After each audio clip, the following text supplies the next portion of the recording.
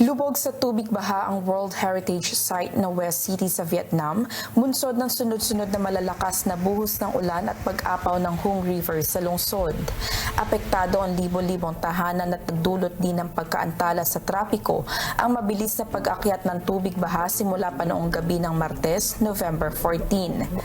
Nasa 2,000 tao na ang nailikas at hinahanap pa ng rescue team ang 3 taong naiulat na nawawala. Ilang bahagi rin ng National Highway na nag-uugnay sa North at South Vietnam ay na-block dahil sa landslides. Nagpaalala naman ang Tu Thien Hue Hydrometeorological Station na magpapatuloy ang mga pag-ulan at mas maraming mga pagbaha pa ang maaaring maganap sa ilang panig ng Central Region. Lineth Bahe, UNTV News and Rescue. Diyos ang aming sandigan, serbisyo publiko ang aming pinahahalagahan.